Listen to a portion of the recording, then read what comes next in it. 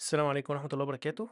آآ سريعًا كده حابب أتكلّم في موضوع إن أنت بتسعى وما بتلاقيش نتيجة، أو بتبذل مجهود كبير جدًا وما فيش مقابل، بتنزل وبتشتغل وبتتعب وبتتعلّم وتلاقي المقابل ضعيف مش زي اللي أنت متخيّله، في حين ممكن تلاقي حد تاني بمجهود قليل وصل للي أنت ممكن تفكّر توصل له أو أكتر كمان. طيب، فالحقيقة في علاقة ما بين الeffort اللي هو المجهود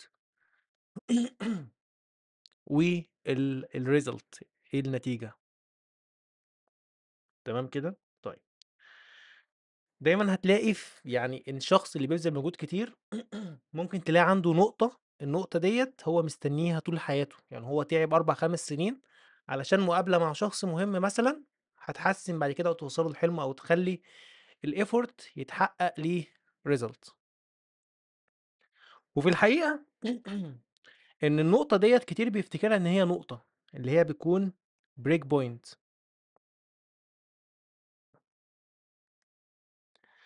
وفي الحقيقة هي مش break point، هي break area. يعني لو دَوَّرنا على حاجة اسمها منحنى النجاح، هو بيكون مجرد رسم بياني اللي عدّى بيه أغلب الناس اللي نجحت. الرسم البياني دوّة بيكون علاقة ما بين ال الresult وما بين الeffort بتاعك. ناس كتير تفتكر إن المنحنى دوّة إن أنت تقريبًا مجهودك ما بيزيدش، ما بيزيدش، وييجي عند نقطة معيّنة تلاقي مجهودك أو الدنيا لعبت معاك أو إن بدأت أحلامك تتحقق، ولكن الحقيقة دوّة مش صح. إيه اللي بيحصل؟ اللي بيحصل إن أنت بتبدأ دايمًا بeffort كبير، تلاقي كل مرّة الeffort بيزيد، في حين إن الresult تقريبًا شبه ثابتة، تبدأ الresult تزيد معاك واحدة، واحدة تدريجي، تدريجي، لحد ما تلاقي الcurve بالمنظر دوّة. فإحنا عندنا الجزء دوّة هو مش break point، لأ، دوّة عبارة عن break area. فإحنا ما عندناش break point، إحنا عندنا break area. هنستفاد من إيه لمّا إحنا نعرف إن هي break area مش break point؟ هاستفاد أولًا إن أنا أعرف إن أنا دايمًا في الأول المشروع بتاعي هابدأ أعمل effort، الeffort بتاعي بيزيد، ولكن هتلاقي الresult تقريبًا منعدمة، النتيجة تقريبًا صفر، النتيجة بتزيد بمقدار قليل، لحد ما هتيجي عند نقطة. فكّر معايا في كل مشروع وكل فكرة أنت عملتها، هتيجي عند نقطة هتلاقي الدنيا بدأت تندّع، هتلاقي بدأ يحصل result، بدأ يحصل نتيجة، بدأت خطواتك تودّيك مقابلات أكتر، بدأت تخش interviews أكتر، بدأت تاخد ثقة أكبر، بدأت يطلع قدّامك فرص. يعني أنا مثلًا دلوقتي باترفض قبل ما أخش الinterview أصلًا، حبّة لأ والله باخش الinterview وباسمع كلام كويس، وبعد كده مثلًا باترفض أو الدنيا ما بتكملش لسبب من الأسباب التانية. فمعنى إن يبدأ يحصل result فأنت كده في بداية الbreak area، بداية إن المنحنى هيبدأ يطلع، بداية إن الeffort بتاعك هتبدأ تشوف نتايج قصاده. ما تقفش في الجزء دوّة لإنك هتبدأ تبدأ تبذل effort قليل أوي في جزء زي ده، تبذل effort قليل جدًا وهتلاقي الresult بتاعتك بقت تفرق بفرق بقت يعني موجودة بفرق ملحوظ. فأول حاجة تعرف إن هي break area. يعني إيه؟ يعني هتبدأ تشوف التغيرات أو النتايج بتاعتك تغيرات تدريجية.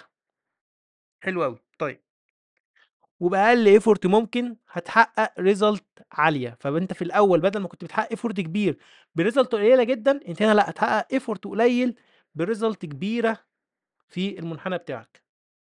فأنت لمّا تبدأ تحس إن بدأت تخش الinterviews، بدأت تحس إن في والله تعرف مثلًا عن المستثمرين بدأوا يتجاوبوا معاك، ولكن بيبدأ يظهر بس شوية مشاكل وما يتمش الdeal، فاعرف إن أنت في بداية الbreak area ما توقّفش على كده. تاني نقطة حابين نتكلم عنها إن غالبًا ممكن بعد ما تلاقي إن الدنيا بقت تمام معاك، إيه يضمن لي إن المنحنى يفضل طالع؟ ما المنحنى ممكن يقل، ممكن يقل حتى إن هو يوصل لنقطة الصفر. يعني فرضًا إن المنحنى راح وصل تاني لنقطة الصفر، بذمتك أنهي أفضل؟ الصفر ده أسهل وأصعب والّا الصفر دوّة؟ الحقيقة إن الصفر دوّة أسهل. ليه الصفر ده أسهل؟ لإن أنت عندك حاجة هنا اسمها الknow how. أنت عرفت إيه اللي بينجح خلال رحلتك الطويلة ديّة، عرفت إيه اللي بينجح، عرفت إيه اللي بيفشّلك. الفشل هنا مش بداية من الصفر، هو ممكن يكون صفر كresult أو صفر كفلوس على حسب بتقيس نجاحك دوّة إزاي.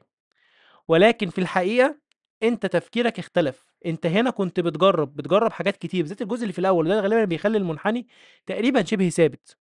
بتاخد قرارات غلط، ما بتاخدش قرارات مدروسة أوي، بتجرّب طرق كتير أغلبها بيفشل وقليل جدًا منها ممكن ينجح ويوصّلك.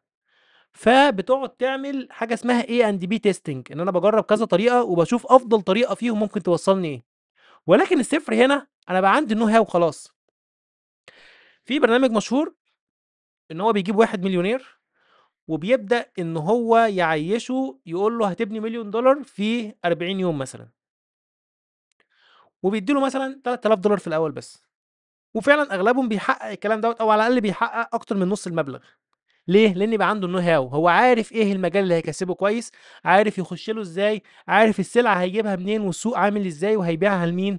فأنت الصفر دوّة حتى لو وقعت شوية، حتى لو وصلت لنقطة الصفر، فالصفر دوّة أسهل وأحسن بكتير من الصفر دوّة. طيب، إيه يضمن لي إن أنا آجي هنا وأقف؟ أنت لو جيت هنا صدّقني مش هتُقف. ليه مش هتُقف؟ يعني بعد الbreak area ما تعدّي بيها وتبدأ في سلسلة النجاح، أنت لو وصلت لهنا مش هتُقف، مش هتغيّر المجال تقول هاشوف شغفي فين، مش هتبدأ تدوّر من جديد، مش هتقعد تبدأ في مجال تاني أو تشوف الحاجة الكويسة في المجال التاني وتبدأ فيه. حتى لو أنت دكتور وواقف بتبيع أي حاجة، مش عايز أذكر حاجة باسمها أو طبعًا يعني فوق راس الناس اللي بتبيع.